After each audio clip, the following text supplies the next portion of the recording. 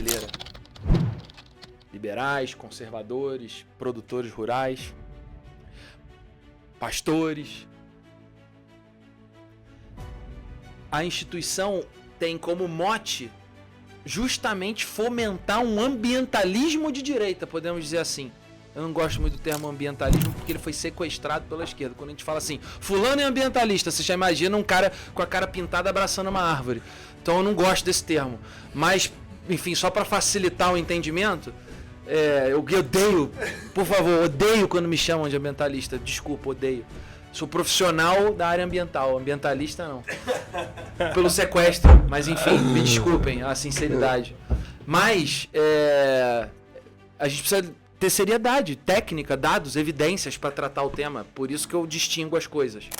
O cara que se forma em odontologia, um dentista faz odontologia. Ele, quando se forma no curso, ele não sai do curso dizendo: eu vou erradicar as cáries no mundo. Não vejo nenhum dentista saindo da faculdade de odontologia falando isso. Mas eu vejo um monte de biólogo saindo da faculdade dizendo que vai salvar o planeta, que vai abraçar o mundo, que vai salvar a Amazônia, que vai, assim por aí vai. Por quê? Porque é aquela visão romântica, aquela visão utópica, aquela visão pouco prática, e aí fica sempre na coisa da pesquisa, na coisa da romantização com a profissão, e tá tudo certo. Quem quiser ser romântico, quem quiser ser acadêmico, pesquisador, existe caminho também. Porém, é um caminho que nem sempre vai ser profícuo, nem sempre vai te gerar uma oportunidade de crescer na carreira, de ter uma renda que proporcione uma vida melhor para você, para tua família, porque naturalmente o mercado está saturado. Porque o diálogo é algo muito importante, porque às vezes ele tem um conhecimento sobre algo que eu não tenho nesse momento, que às vezes é válido, é plausível eu ouvir e entender por quê. Por mais que eu não concorde, ou ele vai gerar mais conhecimento para que eu continue, ou até aumente a minha necessidade de não gostar daquilo, ou ele vai trazer algo que eu possa pensar em rever o meu pensamento sobre aquilo, porque talvez eu não tinha naquele momento tanto conhecimento sobre o assunto como estou tendo hoje. Seja muito bem-vindo ao Voz na Cidade Podcast, a sua fonte de conexão, apoio e informação. Fala família, eu sou o Igor Bulhões e o nosso convidado de hoje é o Hélio Seco. Hélio Seco é biólogo e doutor em Ciências Ambientais, com segunda graduação em Gestão Pública. Foi coordenador de plano de governo e candidato a vice-governador do Rio de Janeiro em 2022. Atuou como coordenador de sustentabilidade do Movimento Livre e nos últimos 10 anos vem empreendendo na área de consultoria ambiental. Então, já se inscreve no canal, deixe o seu like e vem com a gente porque esse episódio está imperdível. Eu gostaria de agradecer aos nossos patrocinadores, Da Terra Hortifruti. Você que é de Teresópolis, não deixa de conferir o Da Terra Hortifruti. Hoje com deck para mais comodidade, para você que quer saborear um pastel excelente com caldo de cana. Nós temos também o Chalé das Tocas. Você que pensa em se hospedar na região serrana, não deixa de conferir o Chalé das Tocas, com uma vista deslumbrante. Gostaria de agradecer também ND Revitalize, referência em estética e beleza. E gostaria também de agradecer ao nosso parceiro, Milas Massas. Júnior, obrigado, meu amigo. A melhor pizza delivery da cidade. Igor, muito obrigado primeiramente pelo convite de estar aqui no Voz da Cidade. É sempre um privilégio ser bem recebido por você aqui em São José do Vale do Rio Preto, do lado da cidade a qual eu tenho muito carinho, minha cidade natal, Petrópolis, a região serrana de forma geral, Teresópolis, Friburgo, enfim. Me sinto em casa aqui e tenho certeza que vou poder usufruir desse espaço que você abre pra gente para falar sobre coisas que são interessantes, reflexões legais aí para a audiência, falar também um pouco da região, falar um pouco aí dos desafios que a gente precisa superar também, o que eu aprendi nessa minha caminhada de vida que a gente pode trocar aqui nesse momento. Então, muito obrigado. Não, com certeza, com certeza.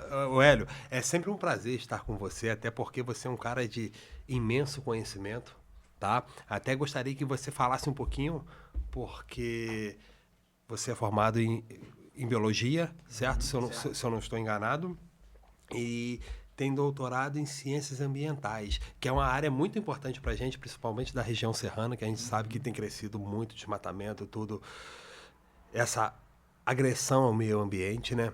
E eu sei que você está envolvido com isso tudo. Conta um pouquinho da nossa história, quando foi que começou essa ideia de fazer biologia, de partir para essa área, irmão?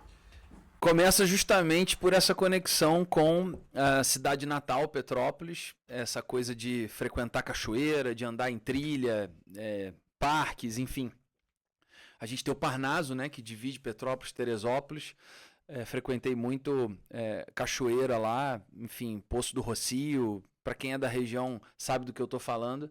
E acho que daí começa o encantamento, né? Com a natureza, com o verde, com a fauna, com a biodiversidade de forma geral. E aí depois, já um pouco mais velho, começando a frequentar a praia e me encantando pelo mar, pelo litoral, enfim. Acho que tudo isso alimentou uma parte lúdica daquele Elinho à época. Então, a partir disso, conforme eu fui avançando no colégio, chegando na época do vestibular, eu entendi que o meu caminho era na área ambiental e depois, mais precisamente, em biologia. Afinal de contas, eu, moleque, já tinha alguns hábitos interessantes, curiosos, como, por exemplo, capturar sapo na mata. Vira e mexe, chegava para meus pais com um bicho esquisito na mão para mostrar a eles todo orgulhoso. Depois fui aquarista, tive vários aquários em casa, ainda moleque, aí fazia experimentos, fazia cruzamento entre macho e fêmea de cores diferentes, de beta, de colisa, de diferentes espécies de peixe para entender como é que seria a ninhada.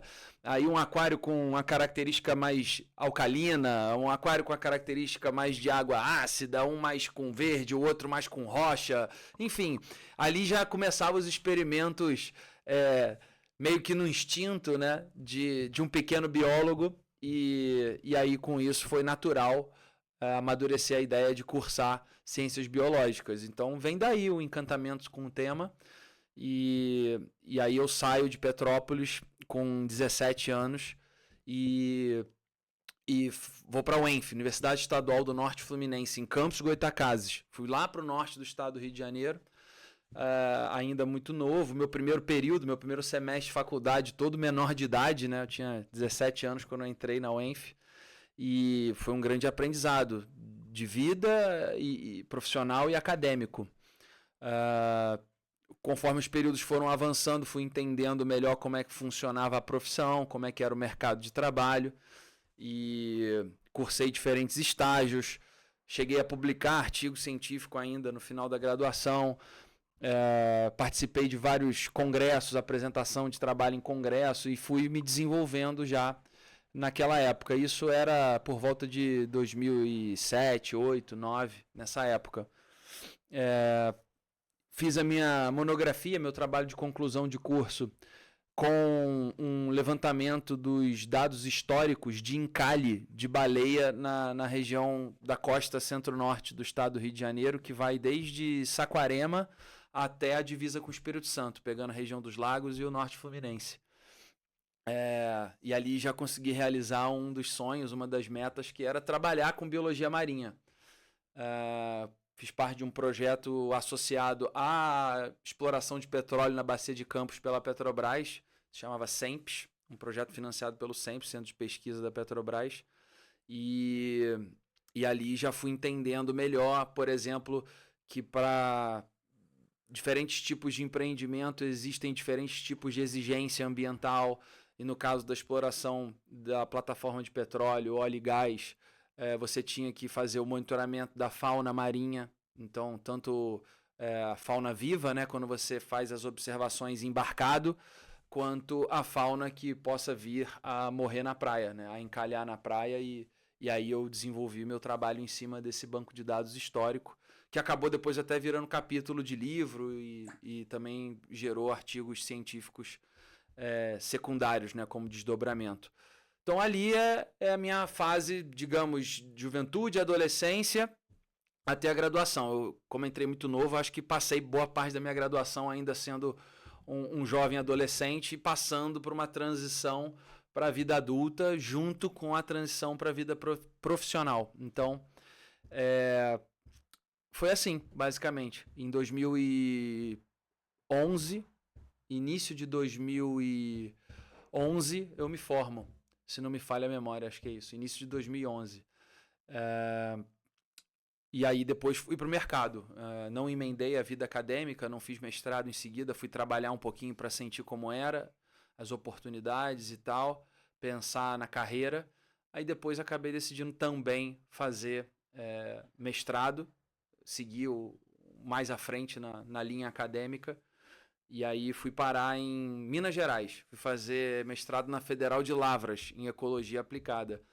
Porque eu me encantei por um tema. Por incrível que pareça, eu trabalhei com Biologia Marinha na graduação.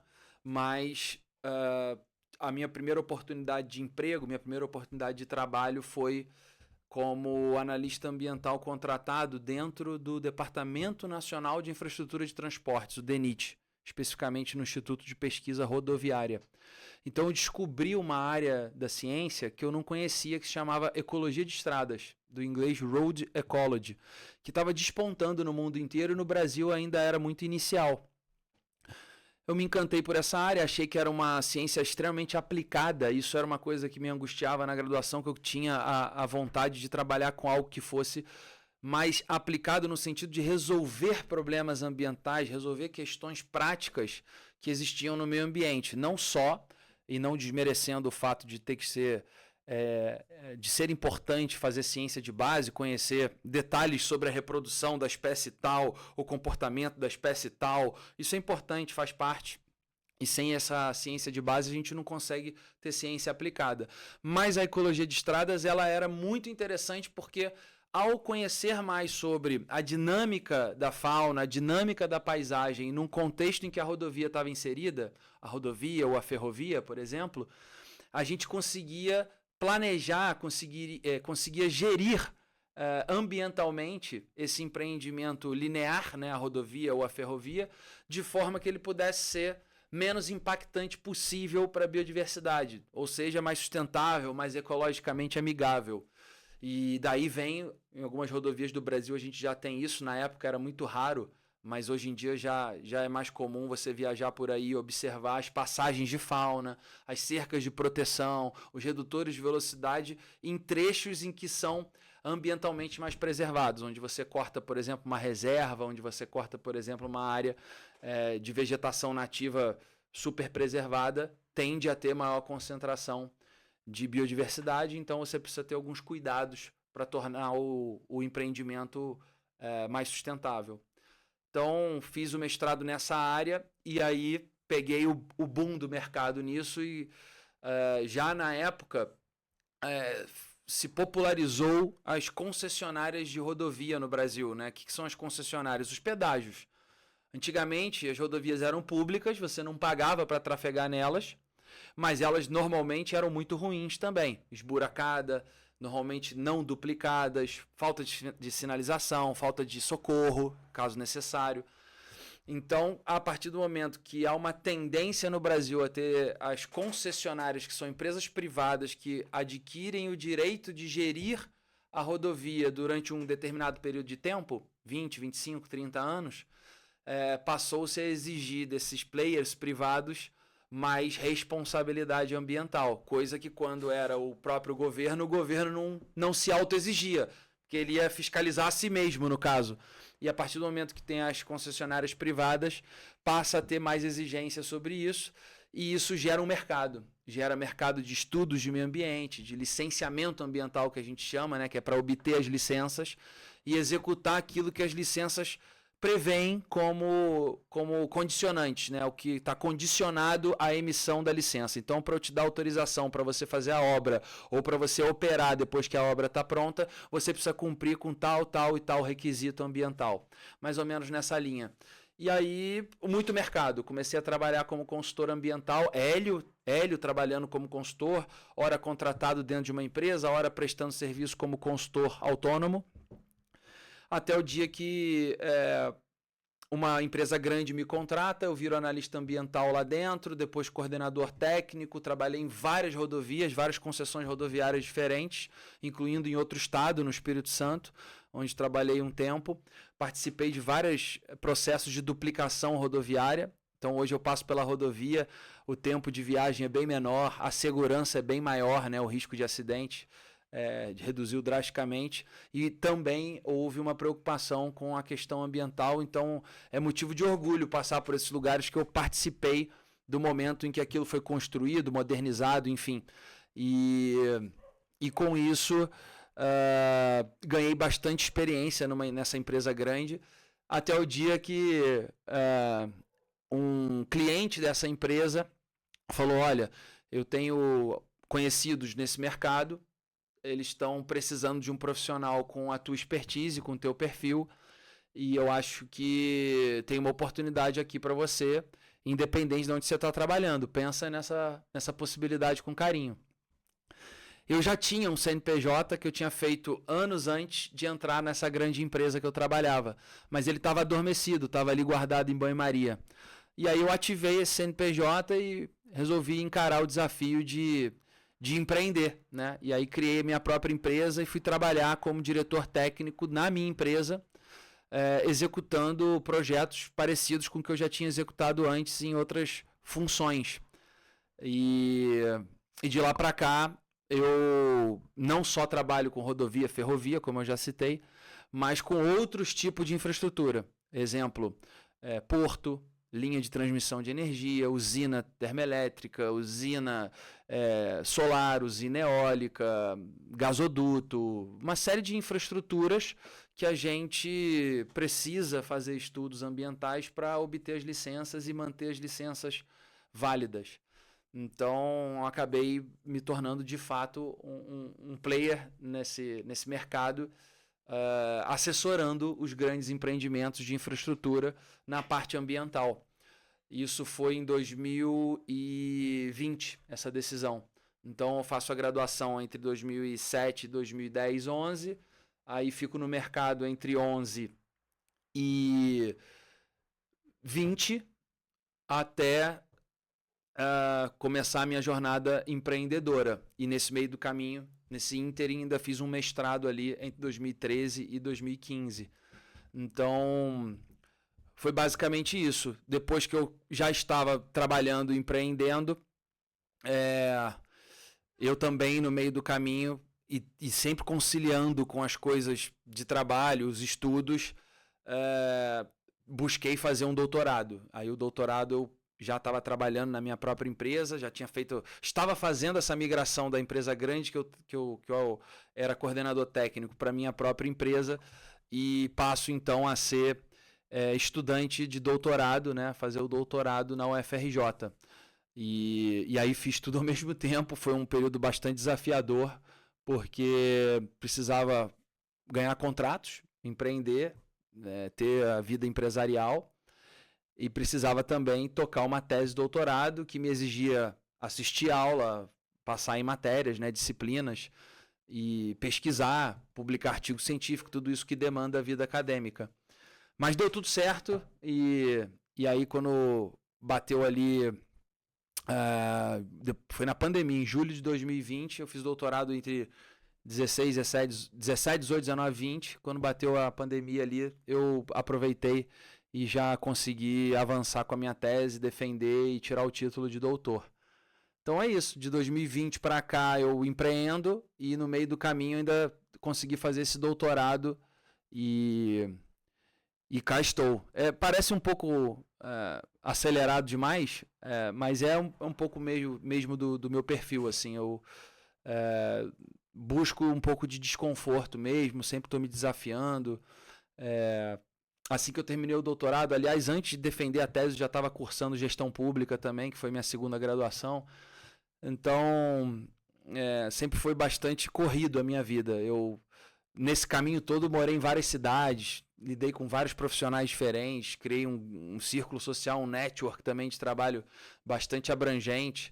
E é isso. E aí, hoje eu sou, posso me dizer, um profissional da área ambiental, com a experiência de ter trabalhado em vários setores, em várias posições.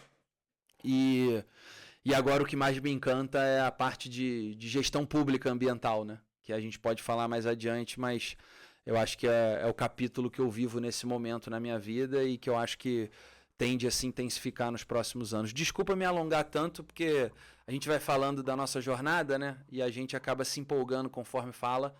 Não era minha intenção ter o monopólio da palavra. Então, Igor, peço desculpa desde agora. Eu, como um liberal, não gosto de monopólio. Então, desculpa não ter aberto concorrência pela palavra. Nada, que isso. Fica à vontade, eu te trouxe aqui pra isso, rapaz. É pra você abrir, contar um pouco da sua história pra gente, até porque a minha grande parte já conhece um pouquinho. E, rapaz, eu fico muito feliz em ouvir a sua história, principalmente a parte da biologia. Por quê? Era um sonho meu de criança fazer biologia e depois me especializar na área da marinha. Eu sempre fui apaixonado por peixe, portanto, o único hobby que... O único não, porque eu sou um cara meio eclético. Minha esposa até briga comigo, porque eu sou aquele cara que, se deixar, não sobra tempo nem pra trabalhar, que todo dia tem um hobby diferente. Você é acelerado também, que eu tô sabendo. Sou um pouquinho. Mas o meu maior hobby que eu tenho hoje é a pescaria. É uma coisa assim que, por mais que eu não consigo fazer com frequência, por causa da demanda de trabalho, hoje eu trabalho de segunda a domingo, então deve ter uns 8 meses que eu não consigo sair para dar uma pescada. Mas era o maior hobby que eu tenho. E eu era apaixonado em biologia. Eu também sou apaixonado pela mata. Hoje a gente vai começar uma construçãozinha nova lá de uma casa para eu poder atender a minha família dentro da nossa propriedade, tá? Porque geralmente quando eu vou, cada dia eu fico num lugar diferente. Eu escolhi um local assim que é uma mata fechada. Eu sou apaixonado pela natureza, tudo mais. Portanto, eu me formei em paisagismo, porque eu sei que não tem nada a ver com a biologia Tem em a ver, si, sim, claro que tem. mas é voltado para a área da natureza. Então, eu gosto muito do que eu faço. E é um mercado em expansão também, né? O urbanismo verde, o paisagismo é algo promissor também.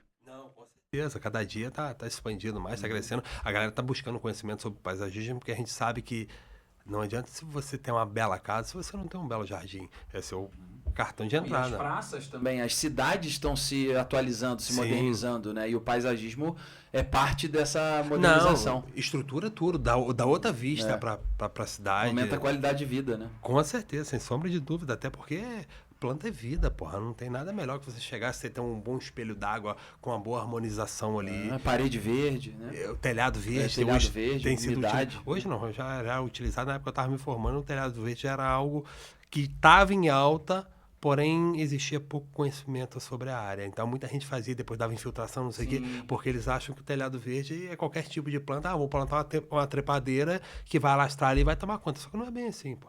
Você tem que entender se a raiz é agressiva ou não, se vai te gerar algum transtorno. Você tem que ter o básico de conhecimento. Aí tem pessoas que nessa área leu 2 artigos e querem fazer. Acha que é um profissional da área. E não é assim. Você sabe de muito mais do que eu, porque você estudou muito E o mais do que clima eu. no Brasil também não é um clima tão fácil quanto em países temperados, países de primeiro mundo, que é comum ter telhado verde, né? É, exatamente. Você quer comparar o clima brasileiro com o clima holandês, por exemplo, onde tem muito telhado verde, nem é incomparável. Não tem. Até porque, principalmente hoje na região serrana, que a gente convive, hoje a gente não tem quase mais clima, né? A gente vive, às vezes, as 4 estações no mesmo dia, né? E o frio é muito frio, né? A chuva é muita chuva. Então, prejudica, né? Para alguns tipos de técnica de paisagismo. E, Hélio, acabou que a gente já falou bastante sobre a sua vida, mas você tocou num ponto ali, todas as suas formações, depois você tocou num ponto da questão da gestão pública. O que te deu esse engajamento? O que te fez pensar em fazer gestão pública? Então, o que acontece é que... Diga. Por favor. Eu sempre fui um ser político, desde jovem. Hoje eu consigo fazer essa reflexão olhando para trás. Na época não era tão claro para mim. Mas, por mais que você goste de política, naturalmente, que era o meu caso, eu acompanhava as eleições municipais de Petrópolis, queria saber o número dos partidos, as cores da legenda. Enfim, isso me chamava a atenção, material de campanha, esse tipo de coisa. Mas aí... Você ser um ser político também envolve ter habilidade política de poder transitar entre diferentes tribos. E eu tinha essa facilidade de transitar entre as tribos. Claro que eu tinha tribo que eu não gostava. Todo mundo, quando é jovem, é ainda mais jovem, tem seus adversários. Mas eu era um cara bem aceito em várias tribos. Eu transitava bem, sempre tive essa habilidade do diálogo, jogo de cintura, né? Como diriam os antigos. E aí, quando vem aquela crise econômica severa que o Brasil atravessou no governo Dilma, onde a gente chegou a ter aproximadamente 14 milhões de desempregados, aquilo me despertou para a política mais eleitoral, mais partidária, porque eu vi muita gente próxima no meu entorno, no meu círculo social, sofrendo as consequências de uma gestão pública extremamente infeliz, para dizer o mínimo, uma política macroeconômica extremamente ultrapassada, equivocada, que acabou ocasionando nesse desemprego em massa. E aí, quando eu olhei para aquilo, eu percebi que a gente precisava se engajar mais enquanto cidadão, enquanto sociedade. Fiz parte daqueles movimentos lá atrás de revolta, digamos assim, de manifestação contrária a atitudes que eram tomadas na época pelo governo federal, aquelas manifestações com ajuste das passagens, enfim, vocês lembram disso tudo, pelo menos quem é da nossa idade lembra, né? Não sei se a audiência tem gente mais jovem, mas, pessoal, isso aconteceu no Brasil não tem muito tempo, aproximadamente 10 anos atrás, que foi quando eu comecei a me politizar eleitoralmente. O Brasil vivia uma crise econômica sem precedente à época. Então, eu comecei a entender melhor o cenário eleitoral, o cenário político e começar a entender por que as crises econômicas são geradas. E aí eu percebi um padrão. Eu percebi um padrão que era o negacionismo aos conceitos, às abordagens, aos métodos que davam certo nos países de primeiro mundo. Falei, pô, se deu certo em outros lugares, por que não necessariamente importar igual, mas adaptar daquilo para a nossa realidade? Por que não beber naquela fonte? E a gente tinha muita dificuldade de fazer isso. Em todas as áreas. Eu estou falando na economia, mas nas áreas da gestão pública em geral. E isso me fez engajar. Gerou um engajamento político cada vez maior em mim. Moral da história. Isso deságua numa vontade de, por hobby, por curiosidade, por interesse pessoal, querer entender mais sobre gestão pública, tecnicamente falando. Então eu imaginei que era útil fazer uma graduação em gestão pública. Não foi a graduação ideal, na minha opinião, porque eu queria ter tido mais tempo.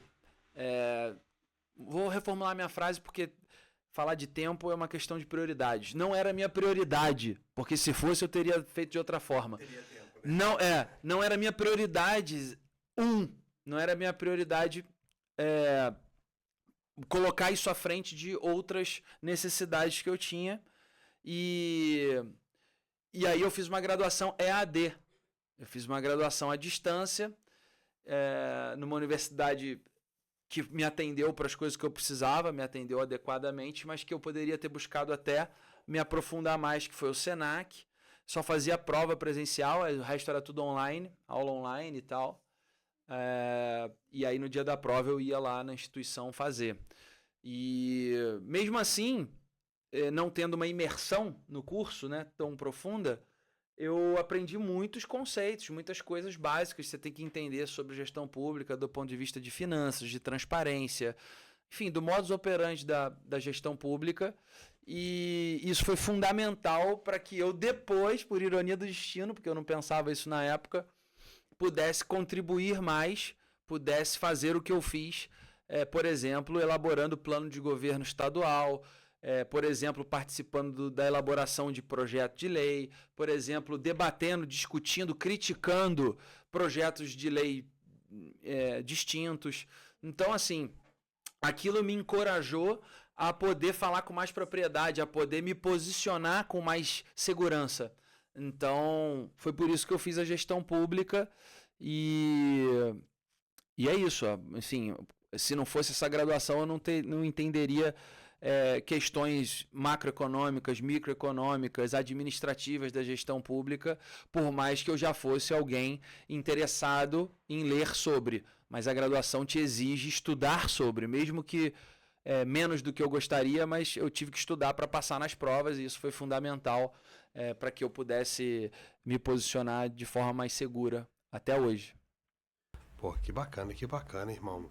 E vamos voltar um pouquinho para a área ambiental. Hélio, conta um pouquinho pra gente. Qual foi o maior desafio que você enfrentou? Cara, eu vou te falar, o maior desafio talvez tenha sido você ter uma cultura, e a palavra é essa, uma cultura equivocada, na minha opinião, mas ela está instalada dentro dos cursos de graduação de biologia, dentro das universidades, das faculdades, que é a cultura de que o biólogo ele só vai ter 2 caminhos. Raramente ele vai ter outros caminhos que não sejam 1, ser professor, 2, ser acadêmico, ser um pesquisador, enfim, que não deixa também de ser professor se ele passar no concurso para docente de uma universidade. E eu tive que descobrir por meios próprios, por iniciativa própria, que existe um mundo de opções e oportunidades na área ambiental e que a graduação, a faculdade falha em te apresentar.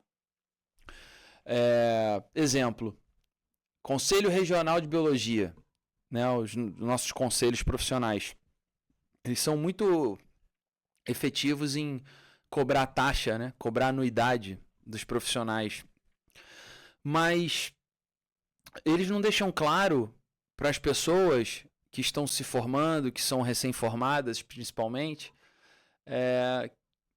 que o CRBio não é só um cartório que te autoriza a atuar profissionalmente. Ele deveria ser também um informante, um instrutor para que os futuros biólogos saibam o seu escopo de trabalho, o seu alcance de trabalho.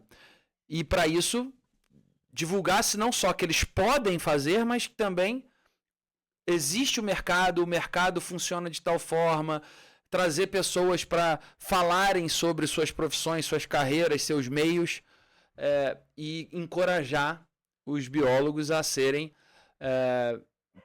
para além da academia e para além da docência.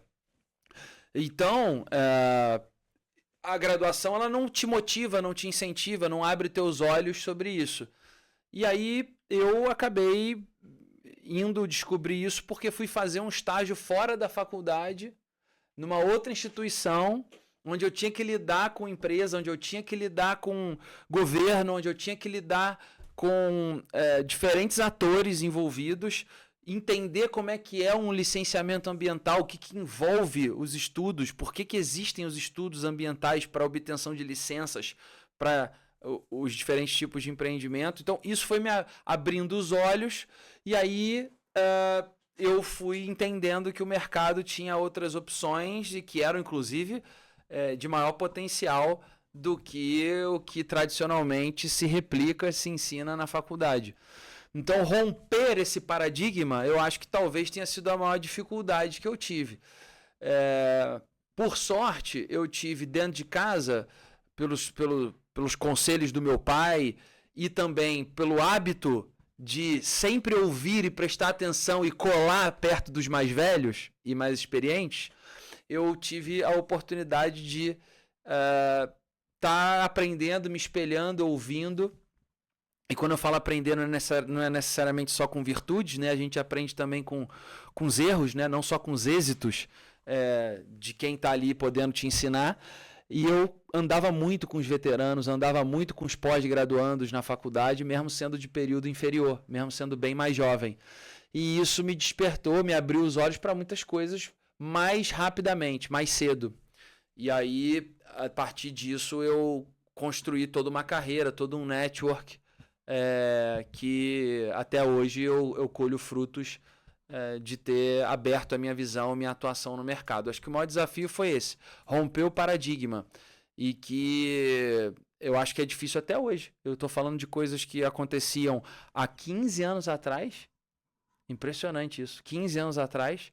E que de vez em quando eu vou dar palestra em faculdade, eu sinto que está igual ou pior.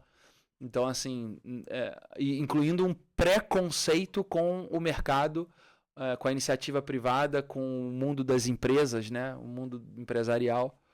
E eu lamento, porque isso é ruim para os próprios biólogos. Eu costumo dizer assim, por que que o cara que se forma em odontologia, um dentista faz odontologia, ele quando se forma no curso, ele não sai do curso dizendo eu vou erradicar as cáries no mundo. Não vejo nenhum dentista saindo da faculdade de odontologia falando isso. Mas eu vejo um monte de biólogo saindo da faculdade dizendo que vai salvar o planeta, que vai abraçar o mundo, que vai salvar a Amazônia, que vai assim por aí vai.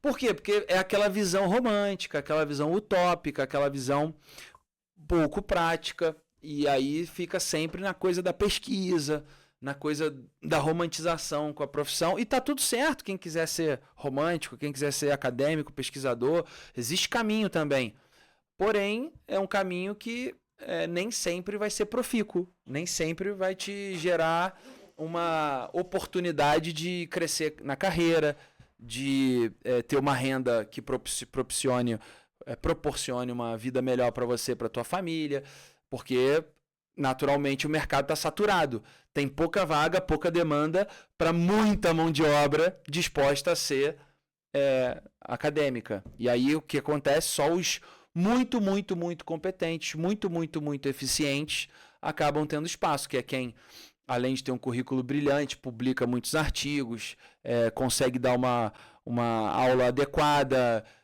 Quando você faz um concurso público para docente, você é avaliado, né, a tua formação acadêmica, a tua produtividade científica, a tua forma docente, né, a tua capacidade de docência em dar aula. Enfim, você é talhado, você é moldado para ser aquilo, um docente, um professor, pesquisador de uma universidade. Esse concurso, ele é muito específico, poucas vagas e muita concorrência. Então, o reflexo disso tem um exército de mão de obra ultra qualificada no Brasil, um exército de doutores na área ambiental desempregados. Por quê? Por causa de uma romantização excessiva da profissão, por causa de um preconceito com o mercado de trabalho, com a iniciativa privada, por causa de uma cultura instalada nos cursos de graduação que não abre os olhos, não incentiva, não abre o leque de atuação dos estudantes. Enfim, então acho que talvez tenha sido esse o maior desafio. E que desafio, hein, irmão? É por isso que a nossa cultura é tão reduzida, porque a gente fica querendo usar como referência, principalmente para as nossas crianças, algo das quais elas não vão ter conhecimento sobre nada do nosso país. Eu acho que é a principal... Não que você não tenha que ter conhecimento sobre o mundo inteiro, mas a principal informação é sobre onde você vive, pô. É o básico. Se você não tem conhecimento sobre o seu país, você não precisa nem querer estudar o outro. Quer ver um exemplo? Quer ver um exemplo? Pegando carona no que você acabou de falar, a gente estuda história do Brasil, história mundial, e é claro, os principais aspectos da história mundial dos países que são mais relevantes dentro do retrospecto histórico global. Isso é natural em todos os colégios. Lógico, em maior e menor grau, uma abordagem mais forte, por exemplo, o cara vai estudar num colégio bilíngue, hoje em dia tá na moda isso, né? Aí o cara, de repente, vai ter mais aula de história dos Estados Unidos, história do Canadá, pode acontecer algumas particularidades assim, mas em geral a gente tem. E isso tanto na privada quanto na pública. História do Brasil, história do mundo, né? Bem resumida a história do mundo. E não tem a história, muito raro isso acontecer, a história da cidade que aquela escola está. Ou do estado que seja, mas da cidade é mais importante. Porque, assim, uma escola pública em São José do Vale do Rio Preto, ela tem aulas sobre a história do município. Toda criança que se formar naquela escola, no ensino fundamental, vai saber qual é a data de fundação do município. Simples, básico, a premissa da premissa. Duvido. Eu estudei no ensino fundamental e médio em Petrópolis. Eu não estudei sobre a história de Petrópolis. Não tive aula sobre isso. O meu colégio, meus pais fizeram um grande esforço para estudar num dos melhores colégios de Petrópolis que eles mesmos não estudaram. Eu não tive aula sobre isso. Você conhece o hino de Petrópolis? Eu aprendi o hino de Petrópolis, eu não lembro mais agora, mas eu aprendi o hino. Isso eu aprendi. Mas foi só. Mais nada. Porque o meu colégio era um colégio católico, né? Um colégio de freira, fundado por freiras. E tinha esse hábito, essa cultura de revezar. Quando voltava da hora do recreio, antes de ir para a sala de aula, era ou o hino de Petrópolis ou o hino do Brasil. E a gente aprendeu, e tinha o hino do colégio também. Hino do colégio, hino de Petrópolis, hino do Brasil.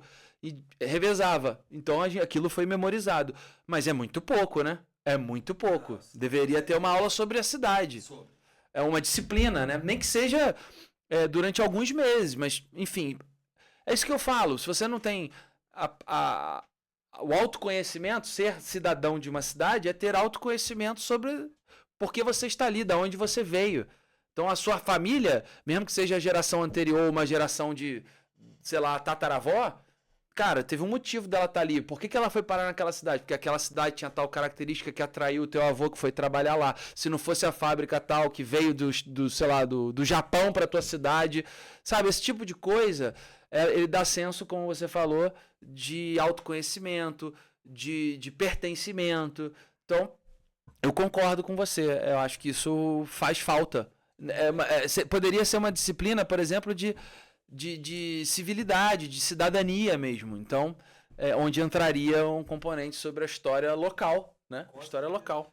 Eu falo isso porque aqui, eu não sei como de fato está funcionando nas escolas, mas uma grande parte da nossa população não faz ideia de como é o hino da nossa cidade, cara. Não. Isso é uma coisa que me entristece Não é só muito. sua, não, eu tô falando assim, geral. porque a nossa é muito pequenininha e isso era algo que a gente cantava, se eu não estou enganado, 2 vezes por semana, tá?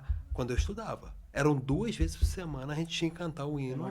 O hino municipal e o nacional, claro. A gente cantava ele. Então, assim, as crianças todas memorizavam. Hoje, a criançada não faz ideia nem um pouquinho. E eu falo, irmão, como você acabou de dizer, se eu não conheço o seu passado, não dá para eu entender aonde você chegou, como você chegou.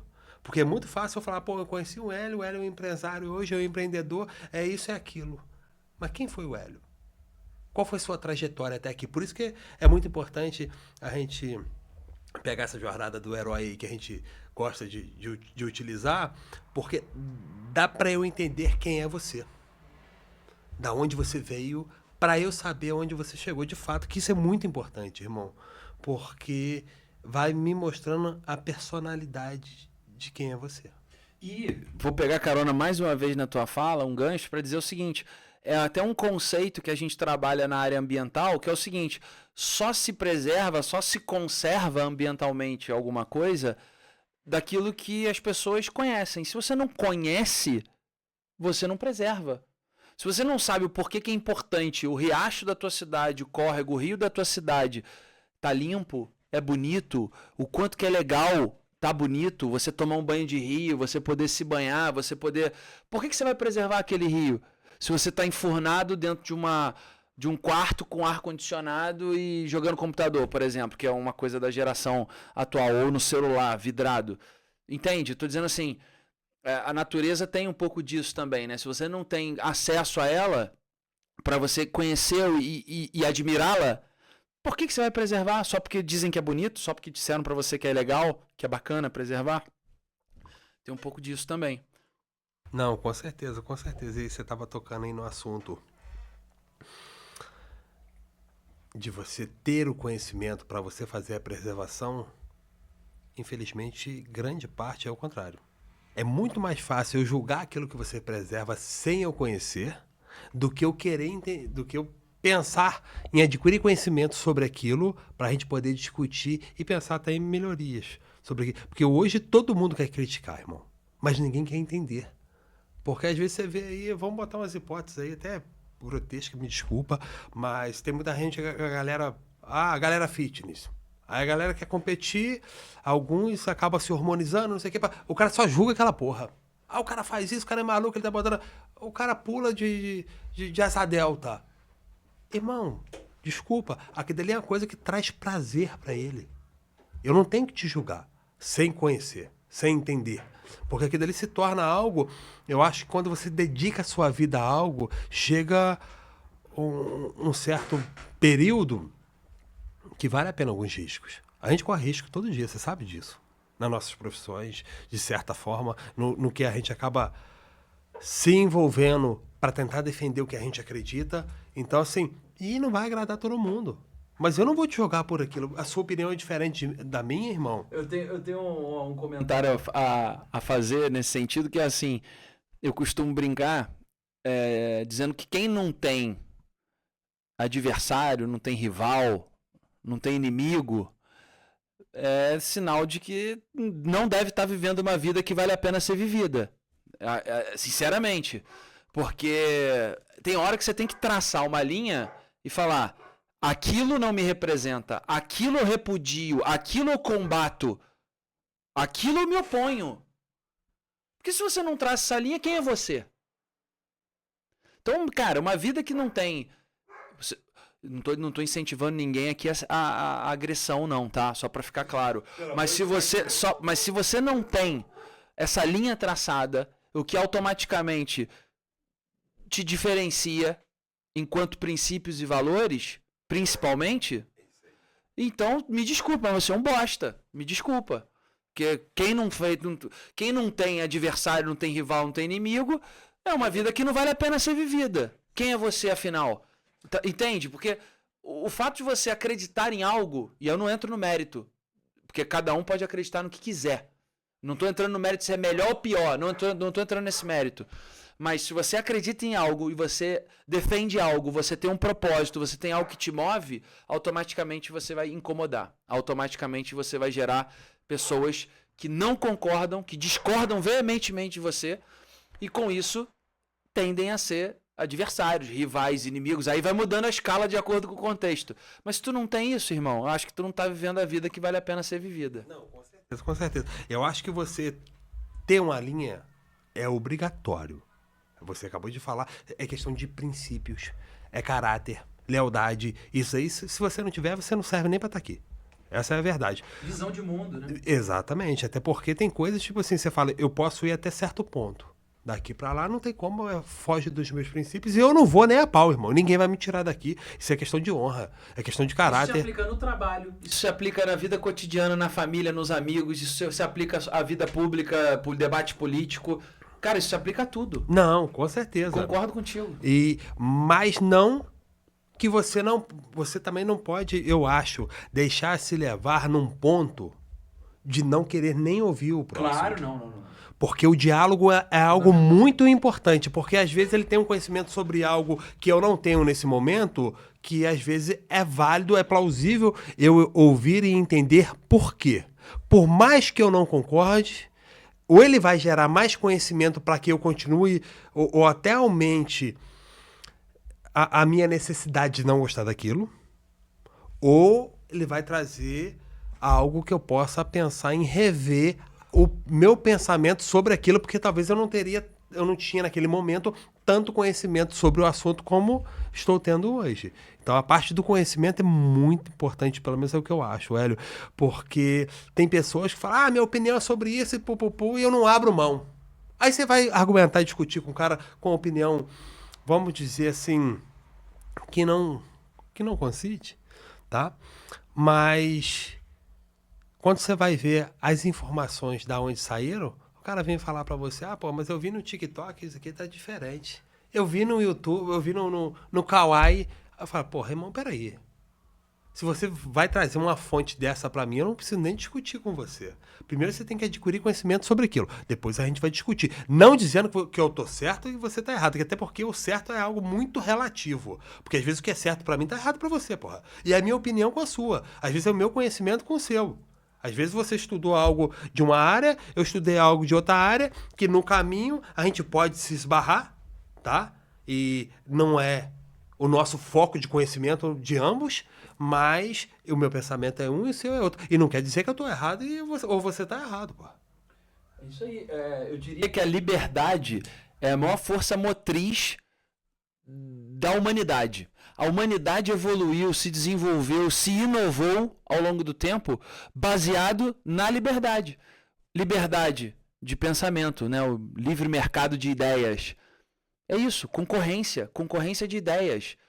Debatendo, discutindo e avançando. Porque quando faz isso que você falou, um gera reflexões novas no outro. E o outro passa a atuar de uma forma diferente. Eu impactei a você, você impactou a mim. Eu nunca mais serei o mesmo, você nunca mais será o mesmo. Mesmo que a gente concorde ou discorde, parcial ou integralmente.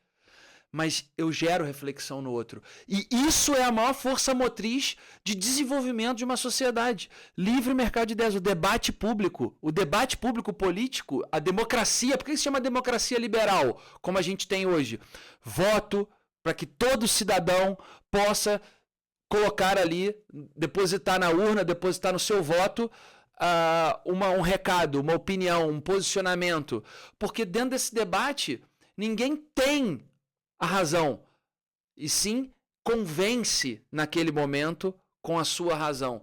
E daqui a alguns anos, a moral da sociedade, a ética da sociedade, os tempos mudam e às vezes aquilo se prova errado, aquilo se prova equivocado, ultrapassado, e outra pessoa passa a ter uma ideia que é mais ascendente sobre a sociedade e passa a ter mais representatividade. Então a democracia liberal, a liberdade, ela é a maior força motriz da humanidade. Isso serve para política, isso serve para espécie humana, do ponto de vista de evolução enquanto sociedade, isso serve para o mercado de trabalho, porque quanto mais liberdade econômica, mais empreendimentos, quanto mais empreendimentos, mais concorrência, quanto mais concorrência, mais inovação, porque você tem que superar a concorrência, e quanto mais isso acontece, mais a roda gira, mais oportunidades são geradas para todos, e assim a sociedade toda evolui, se alavanca. Então, assim, eu, assim como Milei, né, que é o nosso presidente aí em outro país, eu sei que ele desperta ódios, rancores, amores e paixões, mas eu, assim como ele, sou um apaixonado pela liberdade, por isso tudo que eu acabei de falar. Fala, família! Olha só que nós acabamos de receber do nosso amigo Júnior, do Milas Massa, a melhor pizza delivery do município, hein? Olha só, hoje ele mandou aqui pra gente 4 hambúrguer recheado com bacon e com batata frita, hein? Júnior, muito obrigado pelo carinho. Você aí que é de São José do Vale do Rio Preto, que quer pedir a melhor pizza do município, segue lá, Milas Massa, galera. Tamo junto, hein? Com certeza, até porque essa concorrência toda gera muito conhecimento, né? Exato. Porque você vê, se você ficar estagnado ali, morreu. Concorrência do Você tem que buscar conhecimento porque o seu concorrente está buscando. Então, se você se prender, aquilo dali tá bom hoje. Daqui a 4, 5 anos você morreu. Acabou. Sua empresa vai definhando, tudo vai diminuindo, não tem jeito. Você vê o outro só buscando mais conhecimento, o outro só buscando o que o público tá precisando, porque o público muda e cada vez mais, vamos dizer que o público tem mudado cada vez mais rápido. Porque antigamente a evolução era muito lenta. Hoje a evolução tá de forma catastrófica. A evolução tá muito rápida, a gente não tá acompanhando. Eu vou falar uma evolução tecnológica, né? Exatamente por causa da tecnologia. Hoje, tipo assim, as informações que demoravam um certo tempo para serem passadas, hoje é da noite pro dia. Não, então, assim. Então, da noite pro o dia cara. era quando a gente dependia de jornal. Que já era uma inovação, né? Pô, quando tinha site. Você lembra site? Sim. Começaram os sites online. Aí já começou a mudar a mídia impressa. Hoje, o Instagram, TikTok, Facebook, WhatsApp. Revela. Amigo, Esses grupos lista aí, de transmissão. Grupo de WhatsApp. Amigo, quem controla a informação? Você controla o meio. Mas, cara, controlar a informação hoje não é tem muito como, não difícil. tem Você como. controla o meio de informação, como ela se propaga. Mas a informação em si é isso. Por isso que eu falo, liberdade, concorrência de ideias, de informações, debate, discussão. Tem que acontecer de forma pacífica, democrática, mas tem que acontecer. Porque quando você tem, por exemplo, um negacionista dizendo que a Terra é plana. Vou dar um exemplo. Você lembra uma época que as pessoas começaram a entrar nessa piração que a Terra era plana? Então, assim, existe até hoje, né? então, assim, é absurdo, mas enfim. Cara, você não tem que proibir alguém de falar, defender e propagar que a Terra é plana. Na verdade, você tem que dar mais e mais liberdade para que a pessoa possa se expressar e mostrar que ela é uma idiota. Porque quanto mais você deixar ela se expor, mais ela é refutada, mais ela é fragilizada no seu discurso que não tem base lógica ou factual. Que não tem conhecimento. Então quando falam assim, porque a gente tem que monitorar, porque a gente tem que tutelar as redes sociais, porque a gente tem que estabelecer regras. Meu amigo, a hora que isso isso for feito, eu pergunto, e quem é o sábio? Quem é a mente brilhante? Quem é a personalidade confiável para toda a sociedade que vai estar tomando a decisão lá? Do que é válido, do que é inválido, do que é legítimo, do que é ilegítimo. Quem é? Sempre vai ter um político burocrata por trás disso. Sempre, no mundo. Sempre vai ter por trás de uma ideia dessa. Eu vou terceirizar a minha liberdade de expressão nas redes sociais. Eu prefiro ver um idiota sendo um idiota e ter o desgosto de vê-lo passando na minha timeline do que dar o direito de alguém escolher por mim. Meu amigo, concorrência de ideias. Deixa o debate comer solto. O tempo vai se provar, os argumentos vão se provar, os dados vão se impor. Tem efeito colateral? Tem, porque alguns vão em efeito manada, vai ter aqueles que vão ser manipulados e tal, mas o tempo vai depurando isso. Não é por causa desse problema, que é um diagnóstico, fato, tem esse problema, que a gente vai se deixar levar pelo canto da sereia de alguém cuidar disso pra gente. Não pode, é um absurdo. Então, mais liberdade de expressão é o único caminho possível pra gente minimizar os danos colaterais dos idiotas no mundo. Ô, Hélio, então vamos lá, vamos aproveitar esse gancho seu aí. Nós já estamos falando da parte ambiental, agora estamos falando, de certa forma, da parte política também. Irmão, é um assunto muito polêmico, mas fala pra mim, o que você acha da parte ambiental na política? É solução ou é problema? Existe uma guerra cultural aí de narrativa que é um ambientalismo de fato travestido de ecossocialismo, de marxismo. Existe um pouco disso no meio ambiental.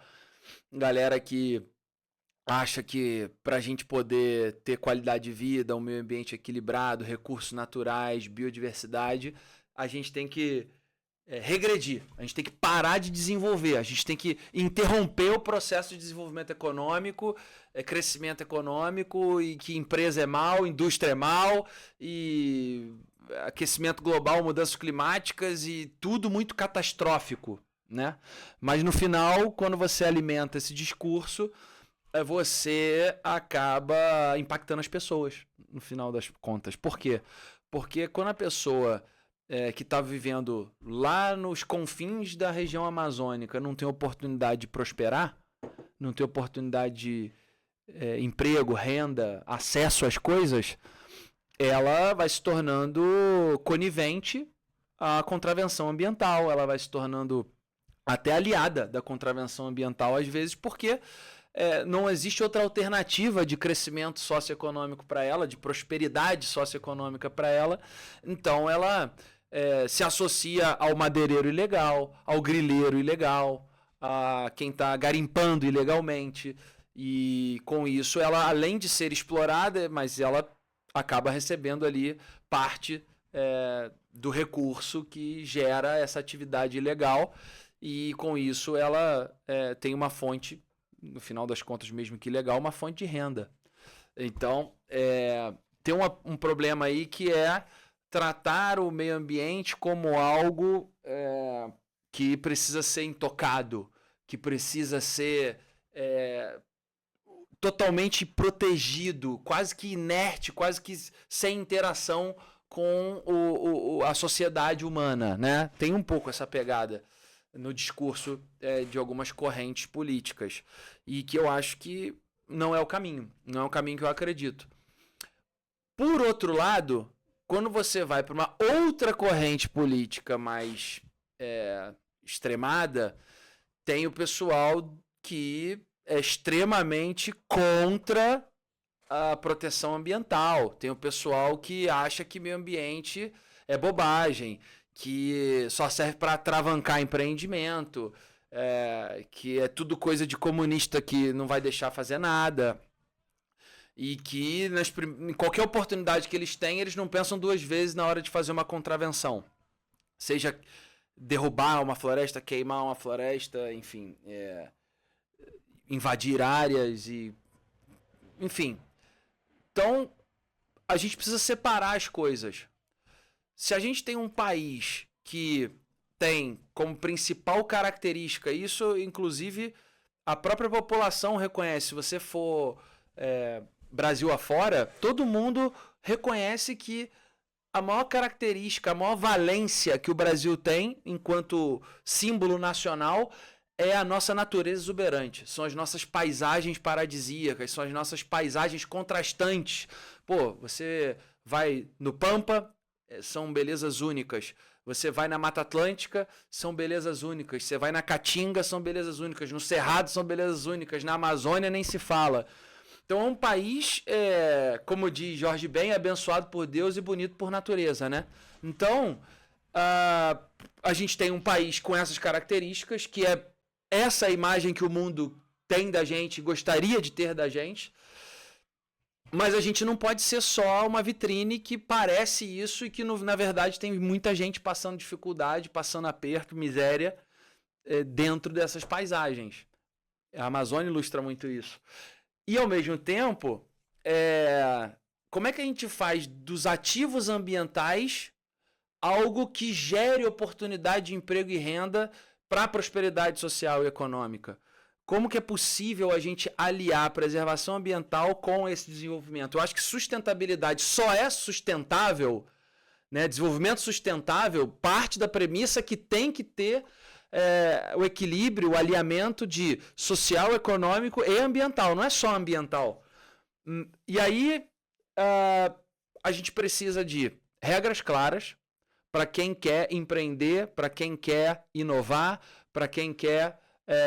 enfim, montar, abrir qualquer tipo de empreendimento que, claro que impacta qualquer presença humana hoje. Se você for construir uma maloca, se você for construir uma barraca no meio do campo, você tem algum tipo de impacto ambiental. Isso é fato.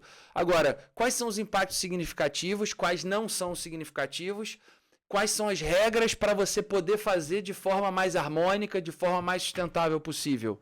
Esse é o ponto. Então a gente tem um problema por carecer de regras claras.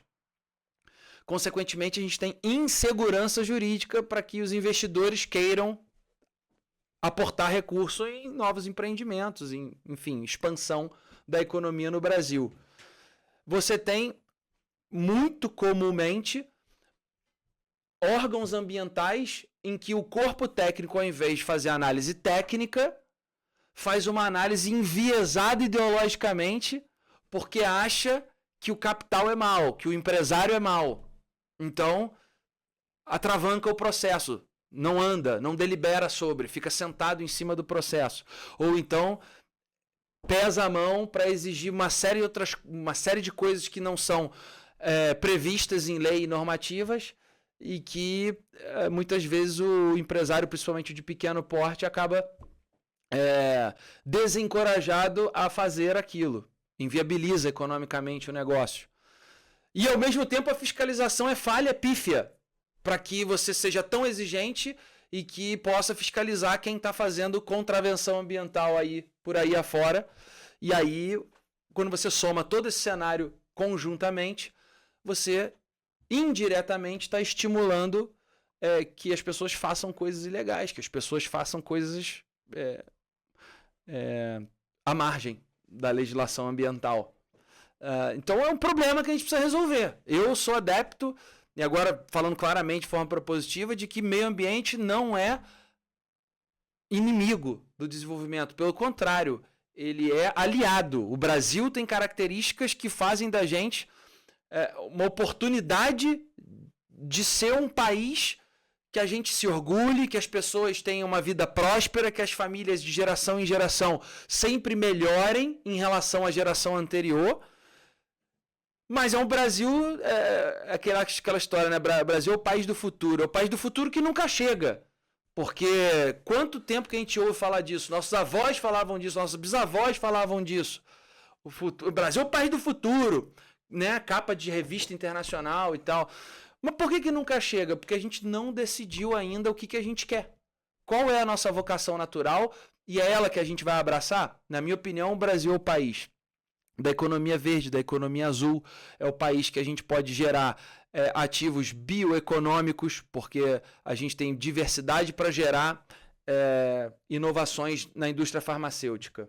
A gente tem diversidade para gerar soluções tecnológicas com base em bioativos, em componentes bioativos. A gente tem potencial para ser, o mesmo que a gente faz para o açaí, que virou um case mundial, né, de exportação de açaí, a gente tem para outros frutos e sementes que ainda são pouco explorados. A gente tem o bioetanol da cana-de-açúcar, que pode ser melhor explorado. A gente tem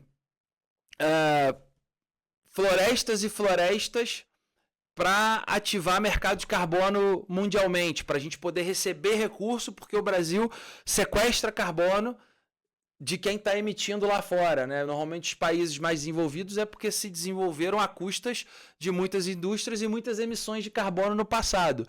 Como o Brasil ficou para trás, a gente emite menos, e também por estar na área tropical, a gente tem mais florestas e mais biodiversidade.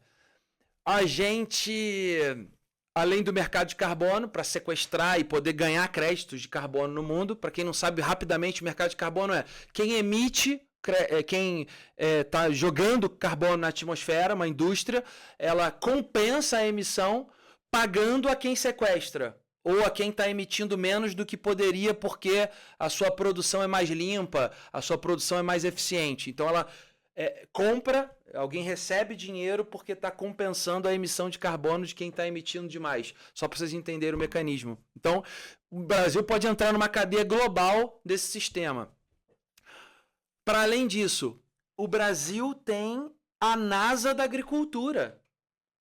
Cara, se os Estados Unidos desbravou o espaço com a NASA, e agora com a SpaceX, que não é público, né, não é estatal, é privado, mas a nossa NASA é a Embrapa, que é uma empresa que a maior parte dela é pública, né, o capital público, que inovou o agro brasileiro, revolucionou o agro brasileiro com o quê? Conhecimento, ciência, tecnologia. A gente passou a produzir safras e safras, e cada vez mais vem aumentando a produção, em épocas do ano que eram desfavoráveis, em solos que eram desfavoráveis, e usando menor quantidade de terra por saco de arroz, por saco de feijão, por saco de café, o que quer que você queira usar como parâmetro. Então, assim, a gente está produzindo mais com menos. A gente está sendo cada vez mais eficiente e sustentável no agronegócio. Ah, mas tem contravenção ambiental, tem agro que despreza o meio ambiente. Tem, mas isso é a minoria dos casos. A maioria, inclusive os grandes do agronegócio, que são demonizados por parte da mídia, são eles os que, por exportarem para fora, terem clientes internacionais, eles precisam ter mais exigência ainda, cumprir ainda mais com essas responsabilidades ambientais. Então eles garantem que parte da terra deles é preservada, cumprindo a legislação do Código Florestal Brasileiro. Então, para início de conversa, todo mundo que está na Mata Atlântica, só para falar da gente que está aqui no estado do Rio, todo mundo que está no bioma Mata Atlântica no agronegócio tem que ter, no mínimo, 20% da terra preservada, que se chama reserva legal. Eu te pergunto, o teu apartamento de 3 quartos, sala, cozinha e banheiro, você isola um banheiro e um quarto dele? em nome do bem comum, em nome do equilíbrio ambiental, em nome da natureza, você deixa de usar um banheiro e um quarto? Pois o dono do agronegócio deixa. 20% da terra dele é dedicada ao meio ambiente, à preservação de biodiversidade, à mata, ao recurso hídrico. O agro faz. Na Amazônia é 80%. Na Amazônia inverte. O cara só pode usar 20%. Aqui na Mata Atlântica ele pode usar 80%. Lá na Amazônia ele só pode usar 20%. Fora se ele tiver um curso d'água passando na área dele, fora se ele tiver um morro que tenha mais de 45 graus de inclinação. Porque aí ele também tem que preservar como APP, Área de Preservação Permanente. Então o agro brasileiro, e principalmente os grandes, preservam áreas extensas, significativas. E garante qualidade ambiental à medida que tem as APPs também, as Áreas de Preservação Permanente no morro, para evitar erosão, evitar desabamento, e na beira do rio. Então, assim, o que eu vejo? Que a Embrapa precisa receber mais investimentos, que a Embrapa tem que fazer mais parceria, mais sinergia com as empresas privadas, com a indústria do agronegócio também, porque agronegócio não é só plantar e colher, e também não é só gado. Agronegócio tem uma série de desdobramentos relacionados a isso. E a gente pode ser exportador de tecnologia agro para o cinturão tropical do planeta. Vocês já pararam para pensar que o planeta tem diversos países na região tropical que gostariam de produzir mais alimento, que gostariam de ter mais produtividade em agronegócio, inclusive para suprir demandas internas, diminuir necessidade de importação, mas não o fazem porque não têm acesso à tecnologia, não têm acesso à técnica como a gente tem aqui. Lógico, isso precisa ser contínuo, tem que estar o tempo inteiro inovando, aprimorando e tal. A gente tem patinado um pouco nisso nos últimos tempos, a Embrapa já foi mais pujante. Mas eu vejo um Brasil do futuro, esse que nunca chegou, eu acho que o caminho é abraçar a nossa vocação, que é ser exportador de tecnologia de ponta para um agro sustentável em todos os países tropicais do mundo. E se beneficiar da economia verde, que eu já citei, mercado de carbono, bioeconomia, tudo mais, e da economia azul também, porque nós temos aqui a capacidade de gerar divisas econômicas,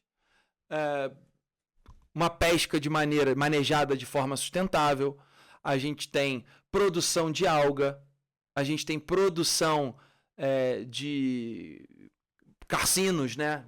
Enfim, caranguejo, tem produção de vários alimentos que a gente pode tirar do mar, né? Produzir de forma mais intensa e sem impacto ambiental. Dá para fazer aquicultura extensiva com muita tecnologia de forma sustentável. A gente tem o potencial ecoturístico por óbvio. Pô, olha o litoral brasileiro. Olha os recortes da costa brasileira. Então, assim, o Brasil é o país da sustentabilidade, isso eu não tenho dúvida. Mas não é a sustentabilidade bonitinha de abraçar árvores. É a sustentabilidade que as pessoas vão ganhar dinheiro, que as famílias vão prosperar dentro dessa economia verde, dentro dessa economia azul, dentro do agro. É esse país sustentável. É assim que projeto de Brasil, eu acho, isso que eu acabei de falar. Não é papo de ambientalista, não é papo de, sabe? Não é papo de abraçador de árvore. É projeto de país. Eu acho que o projeto de país, de nação, passa por meio ambiente, valorizando os ativos que a gente tem aqui, conciliando o social, econômico e ambiental. Ué, deixa eu fazer uma pergunta, irmão. Você que é da área ambientalista, essa parte APP, na região serrana também é 20%? Porque reserva legal. A reserva legal. Ah, tá. É 20%. É 20%? Porque mais as APPs. 20% mais as APPs. Você tem uma área, vamos supor, uma fazenda de 100 hectares, só para ilustrar. Uma fazenda de 100 hectares. Aqui, na região serrana. Sim. Você vai ter que ter necessariamente pelo menos 20 hectares preservados de Mata Atlântica. Ponto. Eu tinha na minha cabeça que era 30%. Não, é 20%. A não ser que tenha alguma lei municipal que aumente essa exigência. Depois eu vou pesquisar sobre Mas isso. o Código Florestal brasileiro, né, em âmbito nacional é 20%.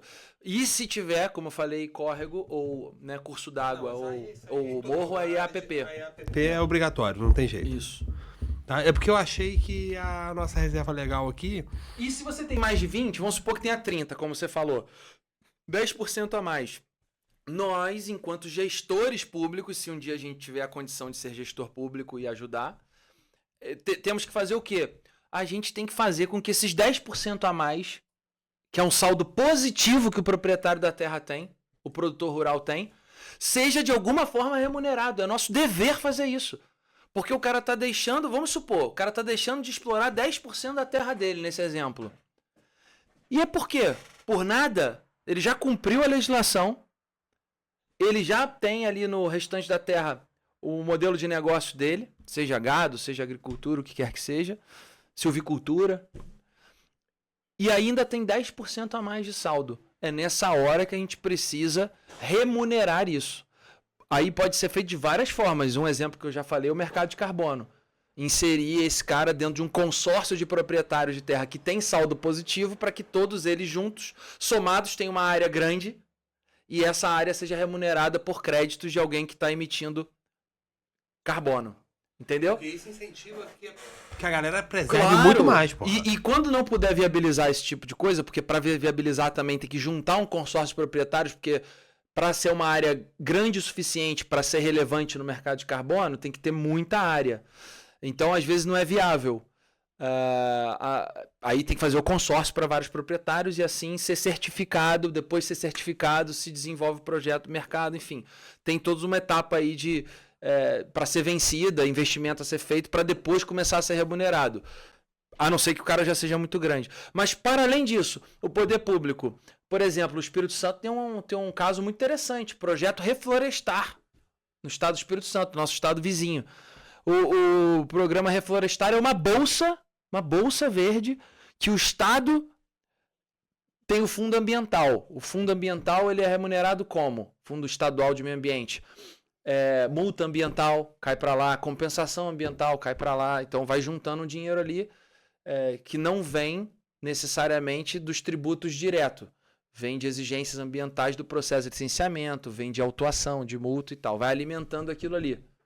A partir do momento que você tem esse fundo, parte desse dinheiro é destinado para o programa Reflorestar, que é uma bolsa verde em que se remunera o proprietário da terra para tudo aquilo que ele preserva além do que é obrigado por lei. Tudo que é a mais do que ele faz, a mais do que ele precisaria fazer, ele recebe por estar fazendo. Então tem vários caminhos que a gente pode acionar, né, nesse sentido.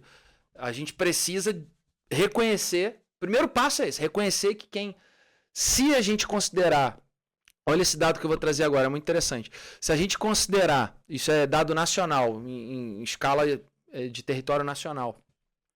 Se a gente considerar todas as unidades de conservação públicas, municipais, estaduais e federais no Brasil, a gente vai chegar num número aí em torno de 30%. De 30%, um pouco menos de 30% de áreas protegidas. Lembrando que uma área protegida não necessariamente é uma área preservada. Por quê? Porque tem unidades de conservação que permitem o uso, permitem a exploração de uma maneira mais moderada, mas permitem. Mas, mesmo considerando isso, se você somar todas as unidades de conservação, dá um pouco menos de 30% do território nacional protegido. Se você somar todas as reservas legais e APPs do agronegócio brasileiro, o número é quase igual, o número se aproxima. O que quer dizer que quase a metade das áreas de potencial uso da biodiversidade, de potencial abrigo da biodiversidade, de potencial proteção da biodiversidade é fornecida pelo agronegócio brasileiro. Se você não reconhece isso com essa honestidade intelectual, porque reconhecer eles, você não vai conseguir dialogar para que o cenário melhore, para que eles se incentivem a manter preservado ou aumentar o grau de preservação. Então tem que ter esse reconhecimento. Para além dos que fazem RPPN, que são as reservas particulares de patrimônio natural, que alguns destacam uma parte da terra para ser reserva para sempre. Aí se chama RPPN. Tem alguns que até isso fazem. Então, o agronegócio hoje é peça fundamental no tabuleiro da preservação ambiental brasileira. Se a gente não tiver essa honestidade intelectual, não dá para a gente tratar a minoria como se todos fossem, porque alguns são contraventores, porque alguns infringem a lei, todos são contraventores ambientais? Não. O dado está aí, pô. É só você olhar os dados de imagem de satélite de uso e cobertura do solo. Tá aí. Esse número que eu te passei. Dá mais ou menos em torno de 25%, 20 e poucos por cento. Que é quase a mesma coisa da soma de todas as unidades de conservação. Então, como é que a gente vai isolar esses caras? Como é que a gente vai criticar esses caras se a gente quer ter algum meio ambiente preservado no Brasil? Com certeza, Hélio. Vamos lá. Você fala um pouco sobre a sua vida pessoal pra gente. Você deu uma aula, uma palestra aqui maravilhosa sobre a parte ambiental. Agora vamos avançar mais um pouquinho. Quais são os seus pensamentos? Quais são os próximos passos para o seu futuro, irmão? O que você pensa hoje? Hoje eu estou trabalhando como consultor político-ambiental de uma instituição chamada Our Common Home, né? Em inglês, passando português, morada comum. O que ela faz? Ela é uma instituição que promove projetos de conscientização ambiental e climática, em públicos-alvo que são avessos à pauta, que rejeitam, que têm rejeição à temática ambiental e climática. Que públicos são esses? Empreendedores e investidores, agronegócio e religiosos. Não por acaso, 3 campos fortes na área da direita política brasileira. Liberais, conservadores, produtores rurais, pastores. A instituição tem como mote justamente fomentar um ambientalismo de direita, podemos dizer assim. Eu não gosto muito do termo ambientalismo porque ele foi sequestrado pela esquerda. Quando a gente fala assim, fulano é ambientalista, você já imagina um cara com a cara pintada abraçando uma árvore. Então eu não gosto desse termo. Mas, enfim, só para facilitar o entendimento, eu odeio, por favor, odeio quando me chamam de ambientalista. Desculpa, odeio. Sou profissional da área ambiental, ambientalista não. Pelo sequestro, mas enfim, me desculpem a sinceridade. Mas a gente precisa ter seriedade, técnica, dados, evidências para tratar o tema. Por isso que eu distingo as coisas. Mas a gente tem um propósito justamente de trabalhar com esses públicos-alvo que normalmente não gostam da pauta. Então, eu como alguém que transita nesses públicos, que tem histórico já na política, tendo sido candidato a vice-governador, tendo atuação partidária num partido que está à direita, tudo isso, e a minha formação, por óbvio, né, biólogo, pós-graduado, gestão pública também, eu acabei sendo convidado por essa organização para ajudá-los a estabelecer estratégias de contato com essas audiências, com esses públicos, desenvolver projetos em parceria com esses públicos. Liberais, empreendedores, investidores, agronegócio e religiosos. E aí a gente tem trabalhado conceitos muito interessantes. Por exemplo, no caso dos religiosos, tem uma questão ali patriótica deles, que o nacionalismo deles está ligado a um legado geracional. Assim, o que eu vou deixar quando eu for embora para os meus filhos, para os meus netos? O que é ser brasileiro? O que é ser patriótico? Deus nos deu uma natureza exuberante. O que nós estamos fazendo com ela? Quando nós formos embora, o que deixaremos para os filhos e netos? Sabe, a gente consegue trabalhar em conceitos que ativam neles a vontade, o interesse em se engajar na pauta ambiental e climática. No caso dos empreendedores e investidores, a gente consegue trazer para eles, olha, clima não é só papo de ambientalista. Clima é oportunidade de negócio, oportunidade de investimento. Porque você, ao desenvolver uma tecnologia, ao desenvolver algo inovador para combater a mudança climática, ou algo inovador para dar resiliência climática às cidades, para que elas se preparem para eventos climáticos extremos, você está tendo a oportunidade de ganhar dinheiro, tem a oportunidade de lucrar em cima disso. Então também é negócio, também é business. No caso do agronegócio, o reconhecimento que eu acabei de falar para vocês por acaso, mostrar para eles que eles são players importantes na conservação ambiental brasileira, o papel que eles podem desempenhar, o espaço que eles têm que ocupar no debate público sobre isso, entende? Então, eu tenho trabalhando isso. Isso é uma coisa que une profissão, né? Une minha formação profissional ao meu propósito de espírito público, de espírito político, em tentar contribuir com o meio ambiente de forma geral. Acho que é uma forma que eu contribuo e para além disso sigo aí estudando seriamente a possibilidade de uma nova candidatura, agora na condição de candidatura minha ao legislativo, né? Ainda amadurecendo essa ideia, mas uma candidatura, a última eu fui candidato majoritário junto do candidato a governador Paulo Ganimi, que era deputado federal, fui o vice dele, fizemos aproximadamente 450 mil votos, ficamos em 4º lugar, e agora, de 2022 para cá, com tudo que eu vivi, experienciei, eu acho que estou maduro para uma candidatura solo ao legislativo, né? Como deputado federal, provavelmente. Estou amadurecendo essa ideia e aí tenho como as principais pautas, para além de toda essa questão ambiental que a gente já conversou, tenho aí bem claro, bem evidente a pauta do combate à corrupção, que voltou a ser uma pauta nacional com o escândalo do INSS, né, o aposentão. Então a gente, enfim, precisa voltar um pouco aquele espírito lavajatista de botar os criminosos de colarinho branco, os grandes poderosos, de novo atrás das grades, acabar com a sensação de impunidade, enfim, arrochar para essa gente. E também a questão do empreendedorismo, que no Brasil está sufocado, carregando o Estado nas costas, com impostos altíssimos, com burocracia excessiva, com manicômio tributário, com o contador fica maluco, todo mundo tem que contratar uma assessoria contábil para poder resolver a sua contabilidade, uma insegurança jurídica para investir tremenda, enfim, isso é uma pauta que me toca porque eu sou empreendedor também, né? Pequeno empreendedor, que é o que mais sofre. Então, basicamente, é isso que me motiva a pensar seriamente numa candidatura. Bacana, bacana. Toda vez que ele abre a boca, ele dá uma aula pra gente. Olha só que bacana.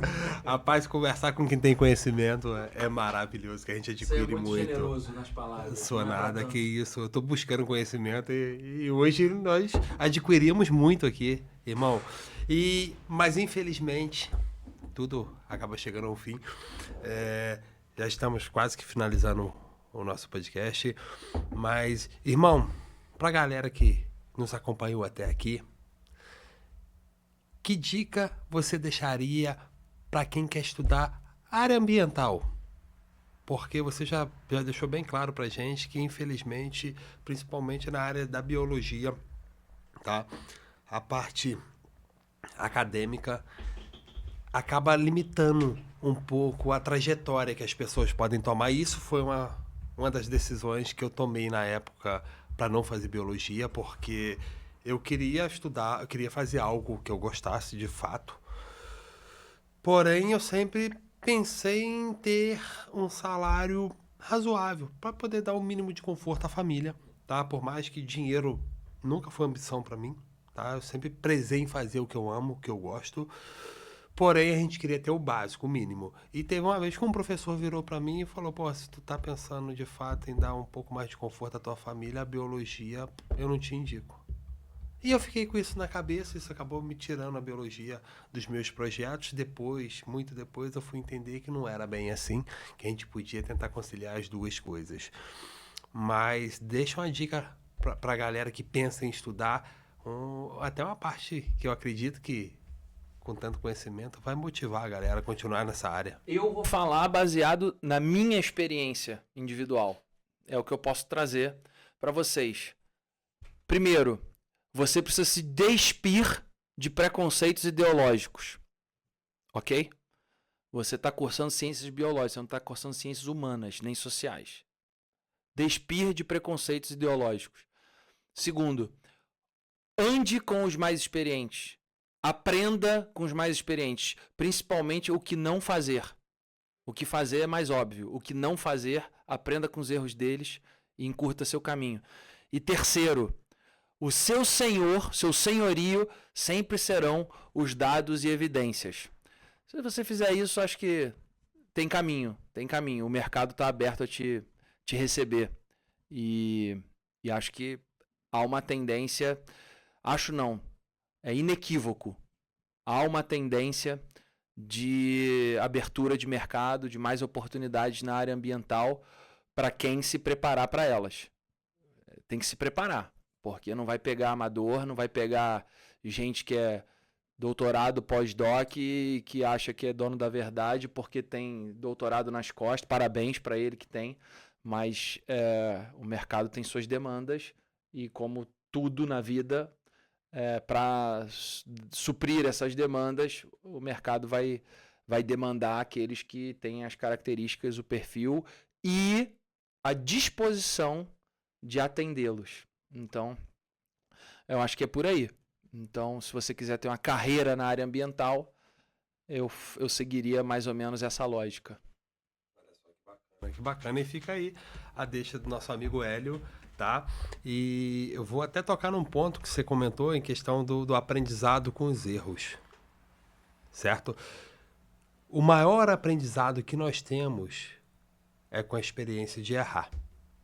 Porque quando você acerta, você costuma fazer uma vez só. Quando você erra, você tem motivação para buscar melhorar aquilo que você não conseguiu atingir, tá? E principalmente com os erros dos outros. Porque se você está vendo um erro, em vez de você pensar em criticar o próximo, pensa em se corrigir. Pensa em utilizar aquele erro para que você não precise errar da mesma forma. Isso é uma coisa muito bacana, porque geralmente a gente quer criticar o erro do próximo. Pegue o erro do próximo e traga para si. Se o outro é arrogante e você não gosta da arrogância, não seja arrogante. Se o outro está errando em algo que você tem conhecimento ou que você não gosta da forma que ele está lidando, não lide daquela forma. Então use o erro do próximo para você conseguir melhorar a si mesmo. Isso eu acho que é algo muito mais importante. importante é você não cometer o mesmo erro ou chegar próximo de cometer, cair na tentação de cometer o mesmo erro muitas vezes. Isso é mais importante do que ficar criticando por criticar o fato de que você acha que ele está errado, né? Mas enfim, Igor, eu não podia deixar de encerrar aqui a minha participação agradecendo enormemente o podcast Voz na Cidade, o convite para estar aqui. Saiba que foi uma grata surpresa a vida me reservar conhecê-lo. Você é uma figura muito carismática, um cara agregador, um cara que fala olhando nos olhos, que tem a sua verdade, e isso também me inspira. Saiba que a inspiração é recíproca, e muito obrigado mesmo por estar aqui hoje e para a gente continuar aí se conhecendo mais, aprendendo mais um com o outro. Então, conta comigo. Eu que te agradeço muito por dividir essa experiência incrível, esse aprendizado maravilhoso, essa palestra que a gente teve aqui hoje. Eu tenho certeza que o público também vai adorar, tá? Muito obrigado mesmo de coração por estar se deslocando lá de baixo para vir aqui. Eu sei que não é fácil, tá? Você andar 3 horas de carro para vir participar com a gente, mas é um prazer imenso poder te receber aqui, tá, meu irmão? De coração. Muito obrigado, espero que a audiência se divirta assim como eu me diverti aqui hoje. Não, sem sombra de dúvida. Além de te colher muito conhecimento. Ô, Hélio, e aproveitando que já estamos chegando no final aqui do nosso podcast, deixa pra galera aí a sua rede social para que eles possam te conhecer um pouco mais, para aqueles que querem contratar o seu serviço ambiental. Por favor, apresenta aí pra galera. Olha, se você digitar o meu nome em qualquer rede social das mais tradicionais, você vai encontrar rapidamente lá Hélio Seco. Vai ter muito erro não. Mas a que eu costumo usar mais é o Instagram, @seco.hélio, com 2 Cs, igual aquela atriz famosa. Maravilha. A gente vai estar deixando na descrição do link também, lá o seu @, tá? E essa parte igual aquela atriz famosa foi só pra dar um toque, né? E família, é isso aí. A gente vai chegando no final de mais uma edição do Voz na Cidade Podcast. Queria agradecer imensamente a todos que nos acompanharam até aqui. E é isso aí, Hélio. Galera, então fica aí as redes sociais do nosso amigo Hélio, tá? E ó, para esse episódio, para aqueles que curtirem, comentarem, compartilharem, nós estaremos fazendo um sorteio surpresa no próximo episódio, hein, galera? E se inscreve, hein? Com certeza, se inscreva no canal sempre, galera. É isso aí, família. Muito obrigado. Vai ficando aqui mais um episódio do Voz na Cidade Podcast. Tamo junto, hein? Valeu, hein?